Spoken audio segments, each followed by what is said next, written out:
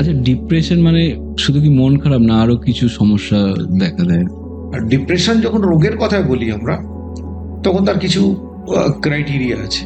কোনো কিছুতে আনন্দ হবে না, খাওয়া বেড়ে যেতে পারে, কমে যেতে পারে, ঘুম কমে যেতে পারে বা বেড়ে যেতে পারে, বেশিরভাগই কমে যায়। এংজাইটি হয়, এনার্জি থাকে না, মোটিভেশন থাকে না, নিজেকে মনে হয় যে আমি খুব অসহায়। क्यों क्यों नहीं जा सकती मैं? মানে আমরা মুভিতে দেখেছি, বিশেষ করে বলিউড মুভিতে। যেতে দিবি না? তুই আমাকে যেতে দিবি না? মানে একটা লোক 8 রকম 10 রকমের লোক মানে ক্যারেক্টার ও প্লে করছে। ಒಳಗೆ ಧೈರ್ಯ இருந்தா என்ன சொல்றா அந்த அஞ்சு கொலையும் মানে এটা এক্স্যাক্টলি কি, মানে এটা হয় বাস্তবে? এটা এখন আমরা বাস্তবে খুব একটা পাই না, এটাকে আমরা বলি মাল্টিপল পার্সোনালিটি ডিসঅর্ডার হুম হুম। বা ডিসোসিয়েটিভ আইডেন্টিটি ডিসঅর্ডার। খুব কম কেসই জানা আছে। আরেকটা জিনিস আছে, আমি দেখেছি ছুচিও এক ধরনের আছে, মানে বারবার হাত ধুচ্ছে, এটাও কি মানসিক রোগের মধ্যে পড়ে? অবভিয়াসলি আমরা এটাকে বলি OCD, okay. Obsessive compulsive disorder. যে ওষুধ নিয়ে আমাদের অনেক ভুল ধারণা আছে, যেমন ধরুন অনেকে ভাবেন কি যে মানসিক রোগের যদি আমি ওষুধ খাই তো নেশা হয়ে যাবে বা একটা সবসময় ঘুম ঘুম ভাব থাকবে, তো এটা কতটা সত্যি?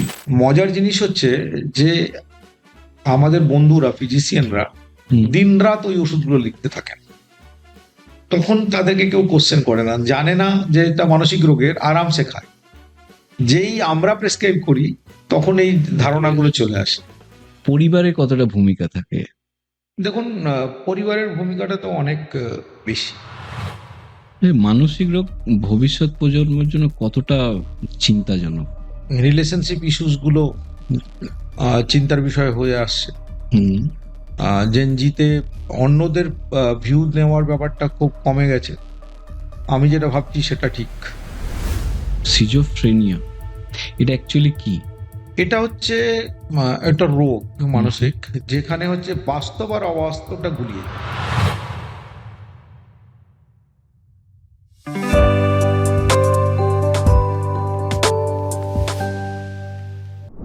আজকের বাস্তব জীবনে স্ট্রেস, অ্যাংজাইটি, ডিপ্রেশন এই শব্দগুলি খুবই পরিচিত, কিন্তু এখনো এগুলো নিয়ে অনেকেই খোলাখুলি কথা বলতে পারেন না। আজ আমাদের সাথে আছেন ভারতের অন্যতম সিনিয়র সাইকিয়াট্রিস্ট, 30 বছরের বেশি অভিজ্ঞতা সম্পন্ন ডক্টর ওমপ্রকাশ সিং, যিনি স্ট্যানফোর্ড ইউনিভার্সিটির টপ 2% সায়েন্টিস্টের মধ্যে একজন, যার 150-এরও বেশি রিসার্চ পেপার পাবলিশ হয়েছে এবং মানসিক স্বাস্থ্য নিয়ে একাধিক বই লিখেছেন। আজ তিনি সহজ ভাষায় আমাদের বুঝিয়ে দেবেন মানসিক সমস্যা কি, কখন চিকিৎসা করা দরকার এবং কিভাবে একজন মানুষ তার স্বাভাবিক জীবন ফিরে পেতে পারেন। আজকের এই এপিসোড শুরু করার আগে আপনাদের কাছে একটা ছোট্ট অনুরোধ, আমাদের চ্যানেল যারা দেখেন তাদের মধ্যে প্রায় 78% এখনো সাবস্ক্রাইব করেননি। যদি আমাদের ভিডিও থেকে সামান্য উপকার পেয়ে থাকেন তাহলে অনুগ্রহ করে এই চ্যানেলটি সাবস্ক্রাইব করুন। আপনারা যত বেশি সাবস্ক্রাইব করবেন এই চ্যানেলটি তত বেশি বড় হবে, আর যত বড় হবে আমরা তত বেশি নতুন নতুন ডাক্তার ও গুরুত্বপূর্ণ স্বাস্থ্য বিষয় আপনাদের সামনে নিয়ে আসতে পারবো। নমস্কার স্যার, আমাদের নমস্কার। চ্যানেলে আসার জন্য। স্যার, আপনার 30 বছরেরও বেশি অভিজ্ঞতা এই ফিল্ডে, তো এই যে আপনার জার্নি, তো আগের যে প্রজন্ম আর এই প্রজন্মর যে মানসিক যে রোগ, সেটার মধ্যে কোনো ডিফারেন্সিয়েট আপনি খুঁজে পান? দেখুন,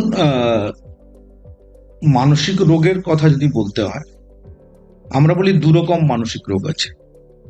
একটাকে বলি আমরা যে মেজর মানে ইলনেস, আর একটাকে বলি আমরা মাইনর ইলনেস। তো মেজর ইলনেস বলতে বুঝি আমরা সিজোফ্রেনিয়া, যেগুলো রোগ, হুম হুম। যেটা মেনলি ব্রেনের চেঞ্জ থেকে হয়। আর মাইনর ডিজিজ হচ্ছে যেগুলো টেনশন থেকে হয়, অ্যাংজাইটি থেকে হয়। তো এগুলো বেড়ে চলেছে, যেটা আগে ছিল না। আরেকটা রোগ হচ্ছে আমরা বলি পার্সোনালিটি ডিসঅর্ডার। হুম আমরা যখন পড়তাম তখন বলতাম যে বর্ডার লাইন পার্সোনালিটি ডিসঅর্ডার আমাদের দেশে দেখা যায় না, হুম এটা শুধু বিদেশের রোগ। এখন আমরা দেখছি যে মানে এটা অতটাই কমন হয়ে গেছে যে খুব অসুবিধা হয় তাদেরকে ট্রিট করতে। আরেকটা রোগ বেড়েছে বডি ইমেজের সময়, হুম আমি মোটা, আমি রোগা, আমার ওয়েট কমাতে হবে, বাড়াতে হবে। এটাও আগের দিনে ছিল না, এটা এখন অনেকটাই বেড়েছে। তার সঙ্গে অন্য ইম্পালসিভিটি, হাত কাটা, হুম হুম রিলেশনশিপ ইস্যুস, এগুলো নতুন করে বেড়েছে। আর মেন্টাল, যেটা আমরা বলছি যে মেজর মেন্টাল ইলনেস, সেটা কমন, সেটা যেরকম ছিল সেরকমই আছে। মানে আমরা অনেকে বলতে শুনি যে আমি খুব স্ট্রেসে আছি, মানে এই যে স্ট্রেস, ডিপ্রেশন, এগুলোর মধ্যে পার্থক্য কি? দেখুন, স্ট্রেসটা হচ্ছে যে কোনো চেঞ্জ। আমার যে পারিবারিক পরিস্থিতি, সেটা হচ্ছে আমরা সাধারণভাবে বলতে গেলে সেটাকে স্ট্রেস বলি। এবার আমরা দু রকম স্ট্রেস বলি, আমরা ভালোটাকেও স্ট্রেস বলি, হুম হুম সেটাকে বলি ইউ স্ট্রেস। আর যেটা খারাপ সেটাকে বলি আমরা ডিস্ট্রেস, মানে একটু খারাপ লাগছে। ধরুন কেউ পরীক্ষা পাস করলো, চাকরি পেলো, সে আনন্দ হচ্ছে, সেটাও একটা স্ট্রেস, শরীরে চেঞ্জ হচ্ছে। হুম হুম আর পরীক্ষা ফেল করলো, চাকরি হারালো, সেটাও একটা চাপ, সেটাও বডিকে অ্যাডজাস্ট করতে হচ্ছে। এবার দুটোর সময় চেঞ্জেস বডিতে একই রকম হয়, কিন্তু আমরা কিভাবে ওটাকে নিই তার উপর নির্ভর করে ওটা কিরকম লাগবে। মানে বলতে থাকতে ধরুন আনন্দ হলেও পালস রেট বেড়ে যায়, হ্যাঁ হ্যাঁ হার্ট রেট বেড়ে যায়, আনন্দেও ঘাম হয়। হুম আমরা যদি অ্যাংজাইটিতে থাকি তখনও এটা হয়। তো এটাকে আমরা ভালো ফিল করি, ওটাকে আমরা ভালো ফিল করি না। এটা হচ্ছে যে আমরা কিভাবে ওটাকে প্রসেস করছি, ব্রেন আমার কিভাবে দেখছে ব্যাপারটাকে। তো এইখানে যেটা আমার জিজ্ঞাসা, ধরুন আপনি যেটা একটু বলেন যে আমাদের দু ধরনের স্ট্রেস আছে, একটা ভালো একটা খারাপ। খারাপটা তো ঠিক আছে, খারাপ স্ট্রেস মানে আমার শরীরে বিভিন্ন রকমের রোগ আস্তে আস্তে দেখা দেবে। ভালো স্ট্রেস থেকেও কি শরীরে কোনো ক্ষতি হতে না, পারে? রোগ হবে না, কেন ওটা বেশিক্ষণ তো থাকবে না, ওই ফিলিংটা কিছুক্ষণ থাকবে। হুম খারাপটা হচ্ছে যে অনেক সময় পরিস্থিতি খারাপ থাকলে ওটা স্থায়ী হয়ে যায়। স্থায়ী হয়ে যায়। মজার জিনিস হচ্ছে ভালোটা আমরা খুব তাড়াতাড়ি অ্যাডজাস্ট করে ফেলি। ধরুন আমরা একটা গাড়ি কিনলাম, আনন্দ হলো, 10 দিন পরে ওই গাড়িটা নিয়ে আমার কোনো আনন্দ হবে না। কিন্তু খারাপটা তো চলে যায় না, খারাপটা অনেকদিন মনে থেকে অনেক যায়। থাকে, মনে থাকে, আর আমাকে ফেস করতে হয় ওটা। আচ্ছা, ডিপ্রেশন মানে শুধু কি মন খারাপ না, আরো কিছু সমস্যা দেখা দেয়? দেখুন, আবার যদি বলি, আমার ডিপ্রেশন আর ডিস্ট্রেস বলে বলি আমি।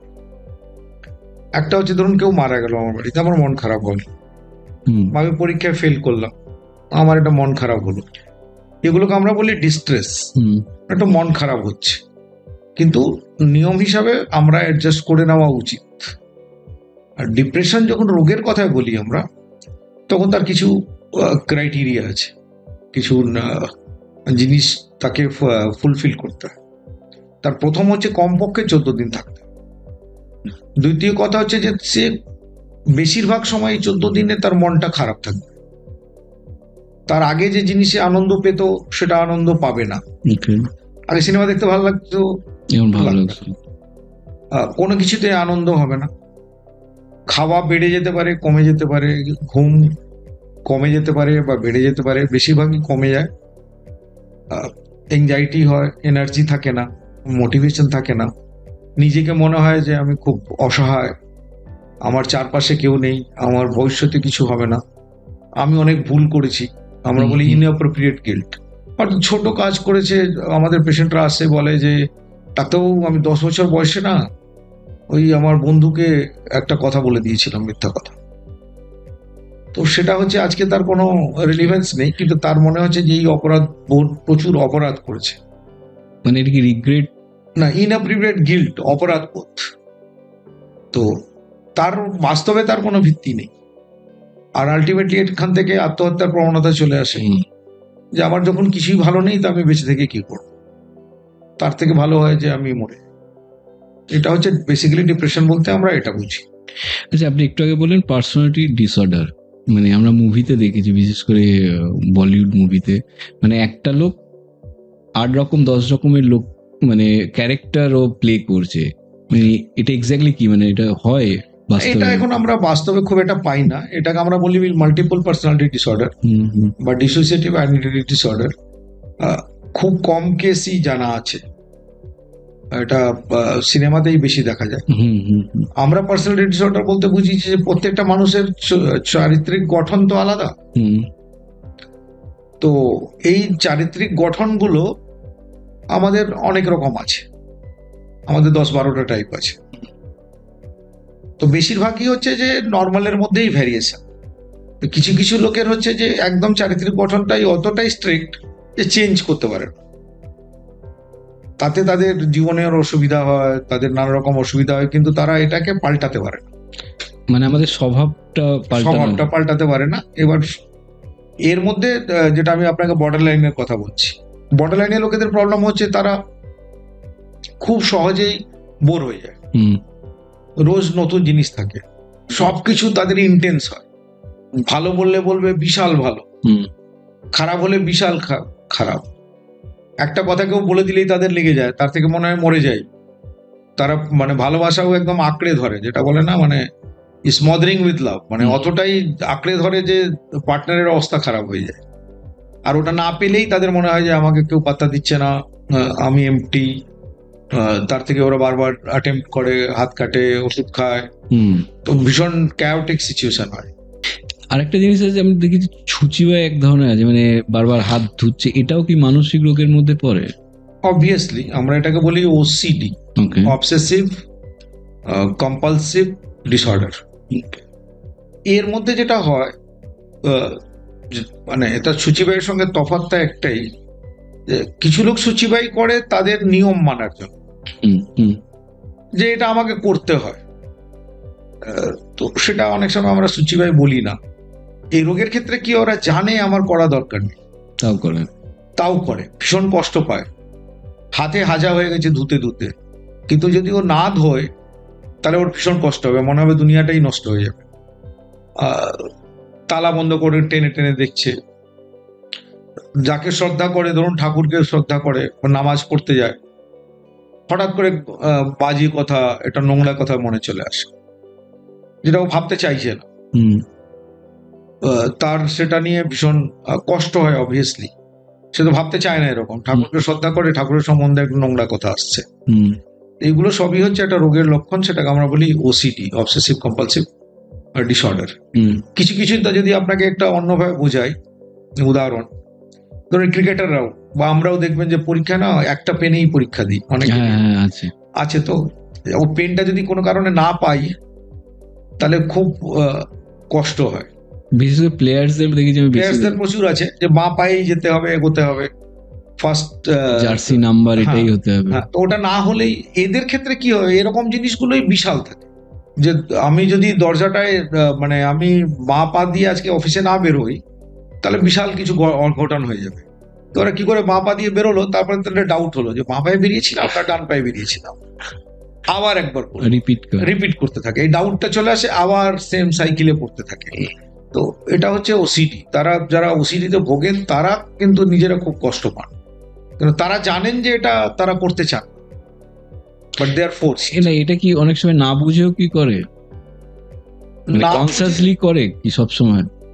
মানে আমরা বাই ডেফিনিশন বলি কনসিয়াসলি করে। অনেকেরই আছে খুব সিভিয়ার হয়ে গেলে তারা মনে করে এটা করতেই হবে, মানে তাদের এই ইনসাইট বলে জিনিসটা আমরা বলি সেটা চলে যায়। আরো খারাপ হলে তখন এরা মনে করে যে আমি তো কিছু খারাপ করছি না, অতটা পরিষ্কার না করলে কি করে হবে। মানে এখানে আমার যেটা আপনার থেকে একটা জিনিস জানা আছে, মানে ধরুন আপনি এই যে 30 ইয়ার্স, একটা মানে 3 ডেকেড, আপনি কয়েক হাজার পেশেন্ট দেখেছেন, আর কয়েক হাজার পেশেন্ট মানে কয়েক হাজার ব্রেন, মানে কয়েক হাজার মেন্টালিটি, তাই তো, মানে মন। এমনি রোগের ক্ষেত্রে আমরা কি দেখি যে আচ্ছা হার্ট অ্যাটাক মানে সেম চিকিৎসা মোরলে সেম সব রোগের জন্য, কিন্তু এই ক্ষেত্রে আপনাকে কি করতে হচ্ছে, মানে আপনি 25,000 পেশেন্ট দেখছেন মানে 25,000 মন নিয়ে আপনাকে কাজ করতে হচ্ছে। এক্ষেত্রে আপনার কতটা ডিফিকাল্টি বা কিভাবে এটাকে আপনি হ্যান্ডেল করেন? না দেখুন, দুটো জিনিস খুব দরকার। যে কোনো চিকিৎসা করতে গেলেই, মানসিক চিকিৎসা করতে গেলে আরো বেশি, মানুষটাকে আমাদের টোটালিটিতে দেখতে হবে। মানুষটাকে দেখতে হবে তার চারপাশে পরিবেশের মধ্য থেকে তাকে দেখতে হবে। হুম, সেটা আমাদের ট্রেনিং ওইভাবেই থাকে। হুম, আমরা তাকে সেভাবে মানুষ হিসাবে দেখতে অভ্যস্ত, যে তার ইচ্ছে, তার অনিচ্ছা, হুম। তার চারপাশে কি আছে সেসব দেখেই আমাদের চিকিৎসা করতে হয়। কিন্তু এক একটা মানুষের তো এক এক ধরনের চিন্তা থাকে, ভাবনা। চিন্তা ভাবনা থাকবে, আসে তো ব্রেন থেকে। ব্রেনের স্ট্রাকচারের মধ্যে তফাৎ আছে, কিন্তু বেসিক জিনিসটা এক। মানে সেক্ষেত্রে ডিফিকাল্টি হয় না? ডিফিকাল্টি তো আছেই, সবারই ডিফিকাল্টি আছে। কিন্তু যেহেতু আমরা বলি র্যাপো যদি ফর্ম করি, ইম্প্যাথি যদি থাকে, হুম, তাহলে আমরা বুঝতে পারি, মানে তার জায়গা আমরা নিজেকে প্লেস করে দেখি। ইম্প্যাথি বলতে তাই বোঝায়, সিম্প্যাথি নয়। মানে কারো খারাপ আছে, আমি তার উপর দয়া দেখাচ্ছি। ইম্প্যাথি হচ্ছে তার পেনটাকে আমাকেও কিছুটা ফিল করতে হবে, তবে আমাকে নিজের ওই জায়গাটা নিজেকে প্লেস করে হুম। দেখতে হবে। সেটা আমাদের ট্রেনিং এর পার্ট। আমাদের যদি মানসিক রোগের স্পেশালাইজেশন করি, তখন এগুলো আমাদের ট্রেন করা হয়। এখানে যেটা হচ্ছে সিম্প্যাথি নয় এমপ্যাথি চাই। একদম। এখানে পরিবারের কতটা ভূমিকা থাকে? দেখুন, পরিবারের ভূমিকাটা তো অনেক বেশি। হুম, কারণ যে এই জিনিসগুলো তো আমরা বলি ব্রেনের, যেটা এখন নতুন সবচেয়ে বেশি কথা উঠছে, সেটা হচ্ছে যে ব্রেন ফিক্স থাকে না, চেঞ্জ হয়। চেঞ্জ হয় বাইরের এনভায়রনমেন্টকে উপর নির্ভর করে। সেই জন্য তাকে ভালো রাখতে গেলে পরিবেশ ভালো রাখতে হবে সাধারণভাবে। আরেকটা হচ্ছে যে তাকে চিকিৎসা করানোটা দায়িত্ব চলে আসে। তারা অনেকেই মানসিক রোগীরা নিজের রোজগার করতে পারে না, হুম, তাদের হুম, পয়সার অভাব থাকে। ন্যাচুরালি বাড়ি বেশিরভাগই পরিবার তাকে এই দায়িত্বটা নেয়। কিন্তু যেটা সব ভালো, অনেক কিছুই ভালো করে। একটা খারাপ হয় যে যেহেতু মানসিক রোগে হয়ে যায়, তাকে সম্মান দেওয়াটা বন্ধ হয়ে যায় পরিবারে। হুম, ও তো পাগল, ওর কথার কোনো দাম নেই। দাম নেই। সেখানে আমাদের রিকোয়েস্ট থাকে যে একটু Importance ডিগনিটিটা তাকেও দিতে হবে। আর সে সব ডিসিশন নিতে পারবে, এরকম নয় যে নিতে পারবে না। একটা পার্টিকুলার জায়গা তার রোগটা হয়েছে, হুম, হুম, বাকি সব জিনিসই তার খারাপ হয়ে গেছে, তা কিন্তু ভাবার কোনো কারণ নেই। হুম। ন্যাচুরালি পরিবারের ভালোবাসা, আহ, একটা যেরকম সিজোফ্রেনিয়ার ক্ষেত্রে হুম, স্টাডি হয়েছে, বহুত মানে খুব ফেমাস স্টাডি। দেখা গেছে ডেভেলপিং কান্ট্রিতে হুম। সিজোফ্রেনিয়ার প্রগনোসিস অনেক ভালো Okay, compare to developed country. আচ্ছা। তার কারণ দেখা গেছে যে আমার এখানে ফ্যামিলি কেয়ার করে। হুম, রোগ হলেই সে বাইরে চলে যাচ্ছে না। বিদেশে রোগ হলেই সে হসপিটালে আছে, তার বাড়ির সঙ্গে তার কোনো যোগাযোগ নেই। ন্যাচুরালি ওখান থেকে আমাদের চিকিৎসার রেসপন্স অনেক অনেক ভালো, সেটা যে কোনো ডেভেলপিং কান্ট্রিতে। এটা ইন্টারন্যাশনাল স্টাডি হয়েছিল। হুম, হুম।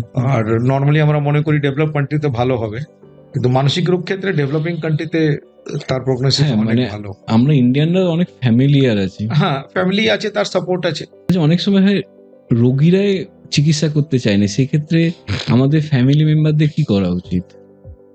দেখুন, এখন তো অনেকগুলো ব্যাপার আছে। কিছু আইনি ব্যাপার আছে, কিছু এমনি ব্যাপার আছে। অনেক সময় সিজোফ্রেনিয়া বা এই রোগগুলোতে থাকলে তারা মনে করে না যে তারা রোগী, হুম, বা সন্দেহ করে যে আমাকে ওষুধ খাইয়ে মেরে দেবে। হুম, হুম, হুম। ন্যাচুরালি তারা ওষুধ খেতে চায় না বা সন্দেহ দেখাতে করে। সন্দেহ করে। এবার ওদের ক্ষেত্রে আমাদের আমরা বলি যে পারসুয়েট করে নিয়ে আসাটাই সবচেয়ে ভালো। আমাদের দেশে হচ্ছে যে ফ্যামিলি চাপে চলে আসে আর কি, বলে যে রুগী নয়, কিন্তু আমাদের দেখিয়ে যায়। তো সেখানে একটা বড় রোল। আর একদমই যখন না পারে, তখন হচ্ছে যে আইনি কতগুলো পদক্ষেপ আছে তার ইচ্ছার বিরুদ্ধে তাকে ভর্তি করার। আচ্ছা, সেটা কিছু নিয়ম কানুন আছে, সেগুলো মেনে তাকে ভর্তি করে চিকিৎসা করতে হবে। ওকে। আচ্ছা, ওষুধ নিয়ে আমাদের অনেক ভুল ধারণা আছে। যেমন ধরুন, অনেকে ভাবেন কি যে মানসিক রোগের যদি আমি ওষুধ খাই তো এটা নেশার মতো, নেশা হয়ে যাবে, বা একটা সবসময় ঘুম ঘুম ভাব থাকবে। তো এটা কতটা সত্যি? দেখুন, মানসিক রোগের ওষুধ নিয়ে খুব বেশি স্টিগমা আছে লোকে। একটা কারণ আছে, তার কারণ আছে যে আমাদের যে পুরনো ওষুধগুলো ছিল হুম তাতে অনেক বেশি ঘুম হতো হুম আর অনেকগুলো বেশি সাইড ইফেক্ট হতো। এখন যে মডার্ন আমাদের ওষুধগুলো আছে তাতে এগুলো নেই। মজার জিনিস হচ্ছে যে আমাদের বন্ধুরা ফিজিশিয়ানরা হুম। দিনরাত ওই ওষুধগুলো লিখতে থাকেন, তখন তাদেরকে কেউ কোশ্চেন করে না, জানে না যে এটা মানসিক রোগের, আরামসে খায়। যেই আমরা প্রেসক্রাইব করি তখন এই ধারণাগুলো চলে আসে। মানে আমরা বলি যে এখন কোনো প্রেসক্রিপশন আপনি পাবেন না যেখানে পার্টিকুলারলি কার্ডিওলজিস্ট, গ্যাস্ট্রোএন্টারোলজিস্ট, যেখানে এই টেনশনের ওষুধ নেই। হুম অ্যান্টি ডিপ্রেশন যে নেই। ওষুধগুলো। মানে সবারই আছে। হুম আমরা মজা করে বলি একটা ওষুধ আছে অ্যান্টিডিপ্রেসেন্ট, আমাদের সাইকিয়াট্রিস্ট থেকে সবচেয়ে বেশি এখানে একজন গ্যাস্ট্রোএন্টারোলজিস্ট লেখেন। তো এই ওষুধগুলো খুবই সেফ, সেরকম কোনো এটাও নেই যে এটা নেশা হয়ে যাবে। অবভিয়াসলি কিছু ঘুমের ওষুধ আছে, বেঞ্জোডাইজিপিনস যেটা বলি আমরা, হুম। অ্যালপ্রোজোলাম বা এগুলো একটু নেশা হওয়ার সম্ভাবনা থাকে।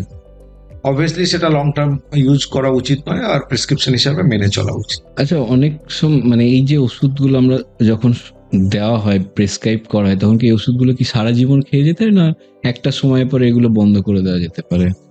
না, আমি যেটা আপনাকে বলছিলাম যে এটা ডিপেন্ড করছে কোন মানসিক রোগ, বলতে তো একটা রোগ নয়, অনেকগুলো। অনেকগুলো। কিছু রোগের ক্ষেত্রে কম দিন চলে, কিছু রোগের ক্ষেত্রে অনেক দিন চলে। দেখো সিজোফ্রেনিয়া, তাকে অনেক দিনই দিতে হয়, তাকে খেয়ে যেতে হবে, মনিটর করতে হবে, দেখতে হবে কতদিন তার লাগবে। আবার অন্যদিকে যদি বলতে যাই আমরা, ইনফেকশন ডিসঅর্ডার ছাড়া যে কোনো মেডিসিনের রোগের ওষুধ তো খেয়ে যেতেই হয়। হুম। এটা শুধু মানসিক রোগের ক্ষেত্রে নয়, এটা সব সব। রোগের ক্ষেত্রেই একই। একদমই ঠিক। বদনামটা শুধু মানসিক রোগে আছে। মানে আরেকটা জিনিস যে এমনি মানুষের সমস্ত মানে রোগী যখন ভাবতে শুরু করে আমি এখন ঠিক আছি, সেই সময় নিজের মতো করে অনেক সময় ওষুধ বন্ধ করে দেয়। এটা কতটা ক্ষতিকারক? খুবই ক্ষতিকর। আজকের প্রেশারের ওষুধ বন্ধ করলে যেরকম ক্ষতি, সুগারের ওষুধ বন্ধ করলে যেরকম ক্ষতি, হুম আমাদের ওষুধ বন্ধ, মানসিক রোগের ওষুধ বন্ধ করলেও সেরকমই ক্ষতি হয়। অনেক সময় যেটা হয় যে আমরা বলি যে এই যে ক্রনিক হয়ে যায়, হুম লাইফ লং খেতে হয়, তার কারণটা হচ্ছে যে ওষুধ বন্ধ করে দেয় বলে ব্রেনের চেঞ্জটা আরো পার্মানেন্ট হয়ে যায়। হুম। যদি টানা ওষুধটা খেত, হয়তো তাকে সারা জীবন ওষুধ নাও খেতে হতে পারত। মানে এক্ষেত্রে কি যোগা বা মেডিটেশন এগুলো কি হেল্প করে? দেখুন, যে কোনো রোগের ক্ষেত্রে যোগা মেডিটেশন হচ্ছে প্রিভেন্টিভ। হুম। মানে এটা হলে রোগকে হওয়াতে আটকায়। যেরকম ডায়াবেটিসের ক্ষেত্রে বলুন, যে প্রেসারের হাঁটলে। ক্ষেত্রে বললে, হাঁটলে, ডায়েট করলে। হুম, কিন্তু একবার রোগ হয়ে গেলে এটা সাপোর্টিভ ট্রিটমেন্ট, এটা ট্রিটমেন্ট নয়, তার সঙ্গে তাকে ট্রিটমেন্ট করাতে হয়, নাহলে রোগটা ঠিক মতো চিকিৎসা হবে না। মানে মানুষের ধরুন ব্রেন, যেটা আমরা লেফট ব্রেন আর রাইট ব্রেন, মানে এটা মানে এই ব্রেনের যে ভাগটা, এর সাথে কি মানসিক রোগের কোনো অ্যাংজাইটি বা ডিপ্রেশন, স্ট্রেস, এগুলো কতটা, মানে কোন ভাগের পার্টটাই বেশি থাকে?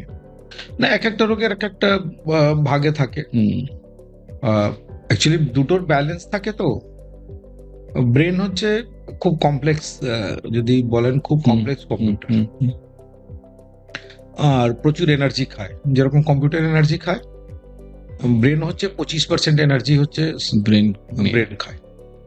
তাহলে ব্রেন সবসময় চেষ্টা করে যে আমি কম এনার্জিতে কত বেশি কাজ করতে পারবো, সেই জন্য কিছু প্রেডিকশন করে। ঠিক আছে, কিছু কিছু কাজ তারা অটোমেটিক করে দেয়, কিছু হুম। কিছু কাজ হচ্ছে ভেবে চিন্তে করে। হুম।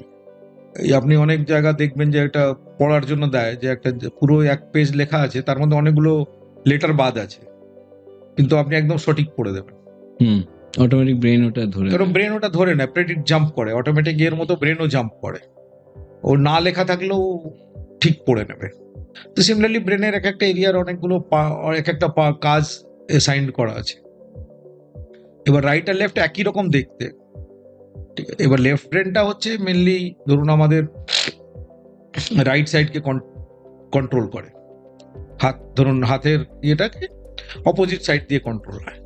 তো তো যারা রাইট হ্যান্ডেড লোক তাদের লেফট ব্রেনটা হচ্ছে রিয়েলিটি ওরিয়েন্টেড, কাজ করছি।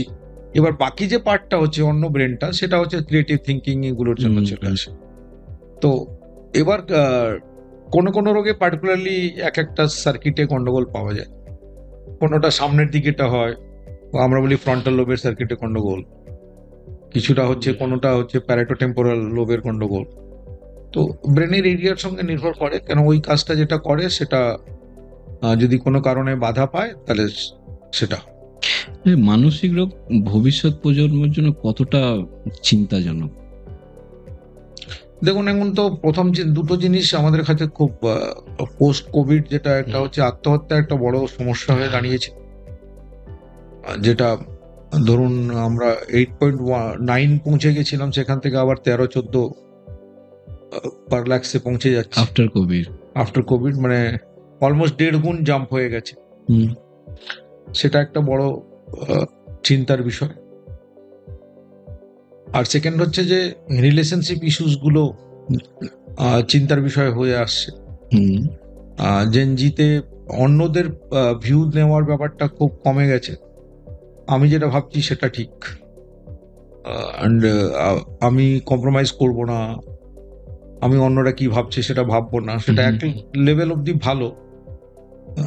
ওরা অনেক বেশি ইন্ডিপেন্ডেন্ট, কিন্তু আবার অ্যাডজাস্টমেন্টের ক্ষেত্রে প্রচুর মানে অ্যাডজাস্টমেন্ট পাওয়ার সমস্যা হয়ে যায়। মানে আমি দেখেছি জেনজিদেরকে নেগেটিভ কিছু নিতে পারে না, বা আপনি যদি কোনো রিফিউজ মানে ওটা নিতে পারে না, সেই জন্য সুসাইডালটা তো অনেক বেশি হচ্ছে রিলেশনশিপে। কারণ এখানে অনেকগুলো কন্ট্রোভার্সিয়াল ইস্যু আছে, আমি সেটা বলতে চাইছি না।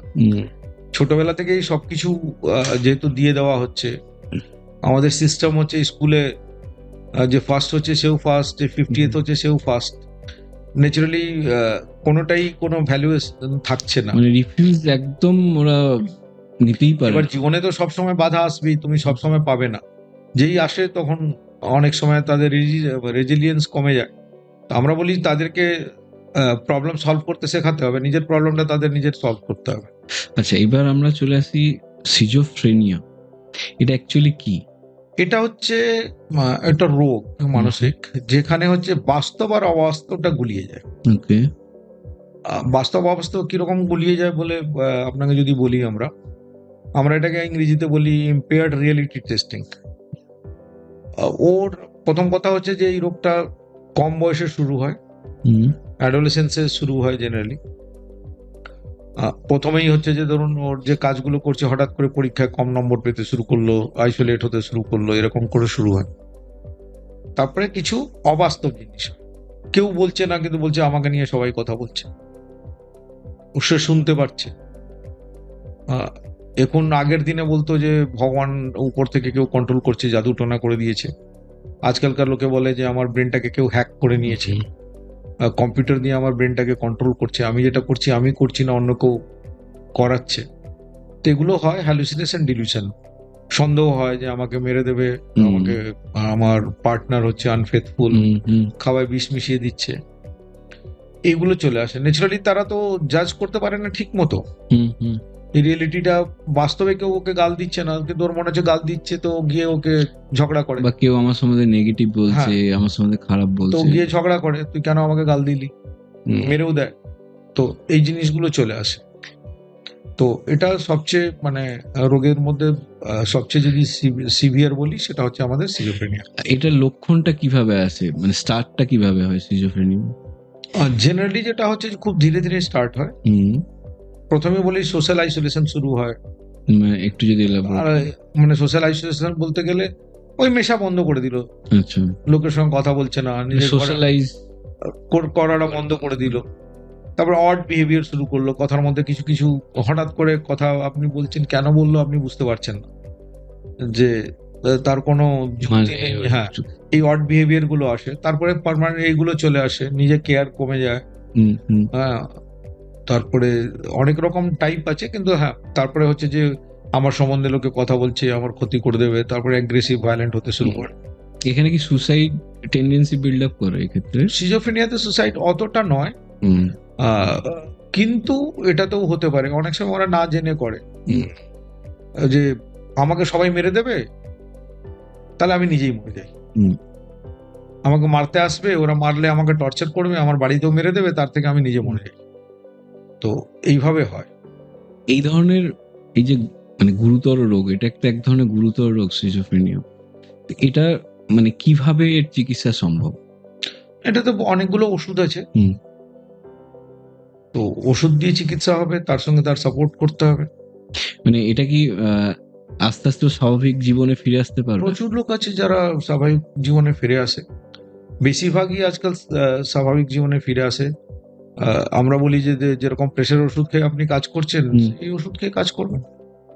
কিন্তু আপনি যদি- জানেন জর্জ ন্যাশ হুম, হুম, হুম, যে নোবেল পেয়েছে, যেটা নিয়ে সিনেমাও হয়েছে, বিউটিফুল মাইন্ড। হুম, হুম, তো ও তো সিজোফ্রেনিয়া তার হয়ে গেছিল, তার সঙ্গেও নোবেল পেয়েছে, হুম। সেই জন্য কাজ করা সম্ভব।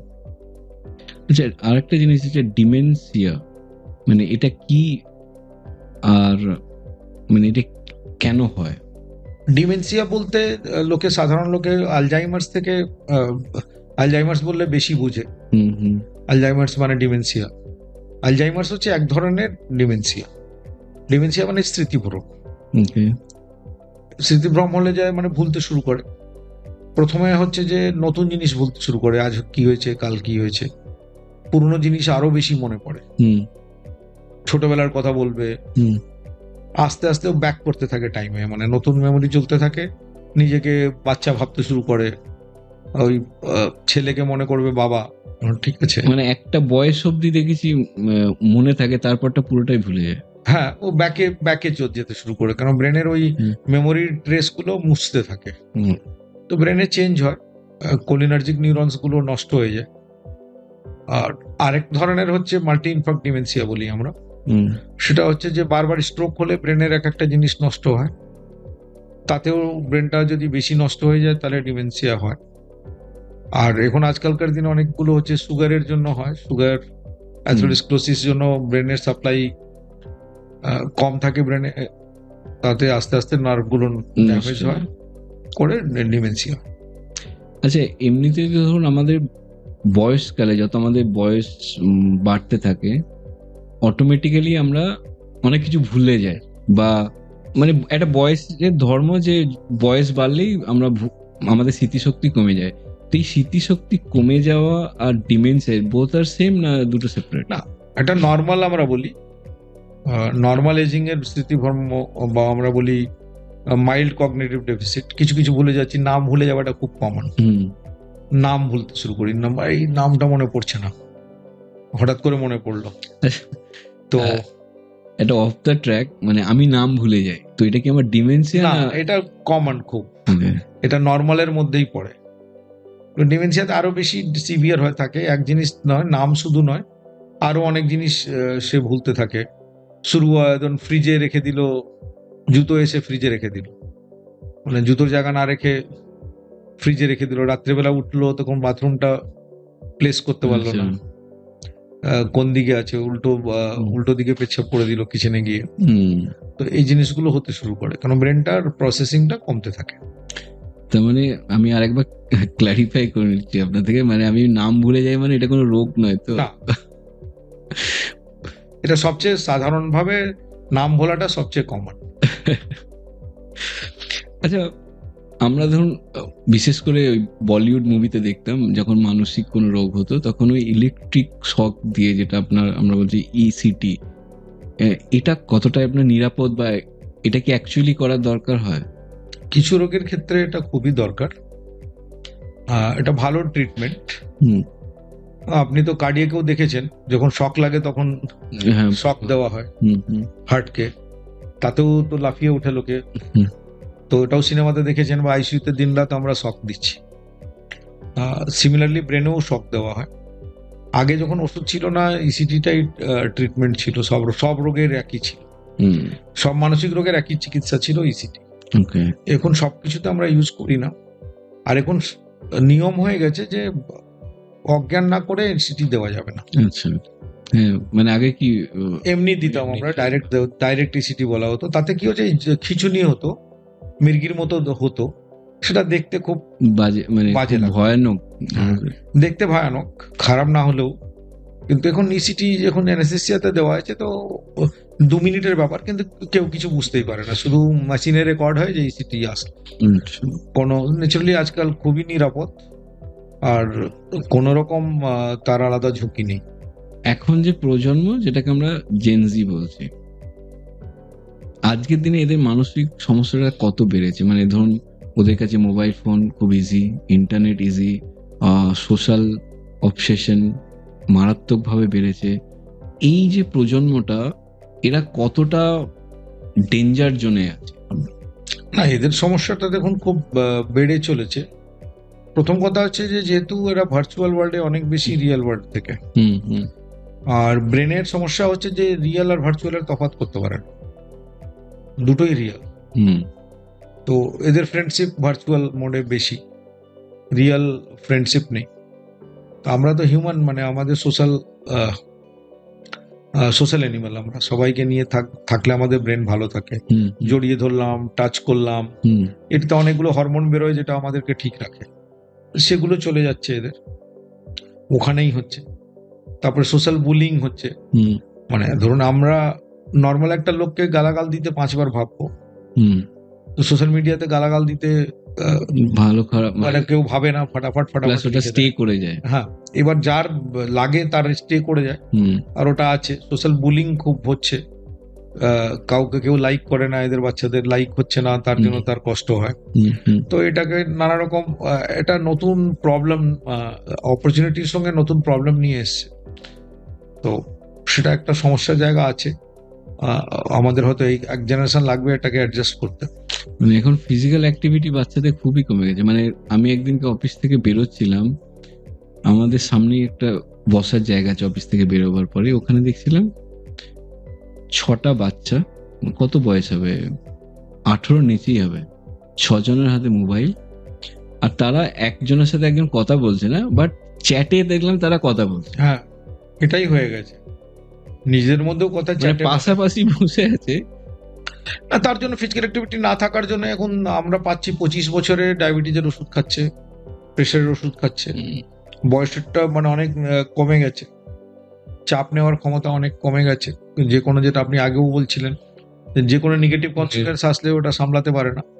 নেগেটিভ কনসিকুয়েন্স তো থাকবে লাইফ, সবাইকে ফেস করতে হবে, সবাইকে দাঁড়াতে হবে, সবকিছু আমার মনের মতো হবে না। এছাড়া ওদের এই রেজিলিয়েন্স কমে যাচ্ছে, ফিজিক্যাল অ্যাক্টিভিটি না থাকার জন্য শরীরে অনেক রকম রোগ বাড়ছে। জেনারেশনটা দেখছি, মানে দেখুন, জেনারেশন ভাবে বলাটা খুব মানে আমাদের পরিবেশটা এখন ওই রকম, মানে এটা চ্যালেঞ্জ আছে। এটা অ্যারিস্টটলের একটা উদ্ধতি সব জায়গায় আপনি সোশ্যাল মিডিয়াতেও পাবেন, যেখানে বলেছে যে আজকালকার ছেলেরা খুব অভদ্র হয়ে গেছে, এখন এল্ডারদের সম্মান করে না, বেশিরভাগ সময় হচ্ছে প্লেজারে কাটায়। সেটা 2000 বছর আগেও বলেছে। ন্যাচারালি একটা জেনারেশনের আমরা অন্যভাবে দেখার, ওরা প্রবলেম হচ্ছে এরকম একটা দেখার আমাদেরও একটা টেন্ডেন্সি আছে, কিন্তু ওদের যে একটা অপরচুনিটি, নতুন টেকনোলজির সঙ্গে ওরা নতুন ভাবে বাড়বে, এবার একটু কিছুদিন অ্যাডজাস্টমেন্টের প্রবলেম হচ্ছে। মানে আমারও মনে হয়, আমরাও যখন, বিশেষ করে আমিও যখন ওই বয়সে ছিলাম, হয়তো মোবাইল ছিল না, বাট ওই রকম বদমাইশ তো ছিলামই। সবাই করবে, এটা তো আলাদা, ওরা মোবাইলে বেশি করছে, আমাদের সময় ফিজিক্যাল ছিল, আলাদা আলাদা জিনিস ছিল, ফিজিক্যাল মারামারি বেশি তো সেটা হতো। তো যেটা হচ্ছে, আমাদের যদি মানসিক রোগ যেরকম অন্য রোগের মতো চিকিৎসা করা হয়, তাহলে মানসিক রোগ সম্পূর্ণভাবে ঠিক হয়ে যাবে। এবার যেটা হচ্ছে, যারা ধরুন খুব চুপচাপ, মানে তার যে প্রবলেম হচ্ছে কাউকে খুলে বলতে পারছে না বা বলতে গিয়ে হেজিটেট করছে, তাদের জন্য আপনি কি বলবেন? না, আমরা যেটা WHO স্লোগান ছিল, দুটো জিনিস আমরা এমফাসাইজ করছি। প্রথমে তাদের কাছে, সবার কাছে আমরা বলছি যে হেল্প চাইবেন, হেল্প চাইতে লজ্জা নেই, যে আপনি ভালো ফিল করছেন না। আর দ্বিতীয় কথা হচ্ছে যে আমরা নেবার, বন্ধু, বাড়িদের লোকেদের বলি যে মেক ইট এ হ্যাবিট, যে সবাইকে জিজ্ঞেস করবেন কেমন আছেন, ভালো আছেন, এটা গ্রিট করা, এটা একটা অভ্যাসের মধ্যে রাখতে হবে, যেটা আগেও ছিল মানুষের। আর যদি দেখেন যে কেউ ঠিক মতো রেসপন্স করছে না, তাহলে সেটাকে ফ্ল্যাগ করা। ইনফ্যাক্ট এখন AI দিয়ে, ফেসবুক পোস্ট দিয়ে ডায়াগনোসিস করার চেষ্টা হচ্ছে। পার্টিকুলারলি সুসাইডাল, যে কেউ সুসাইডাল কথা লিখছে ইয়ে করছে, তো তাদের নামটা চলে আসছে, হুম, হুম। পুলিশ দিয়ে তাকে Rescue রেস্কিউ করার করছে। চেষ্টা করা হচ্ছে। তার মানে সুসাইড টেন্ডেন্সিটাও হচ্ছে এক ধরনের মানসিক রোগ। বেশিরভাগই হচ্ছে মানসিক রোগ থেকে হয়।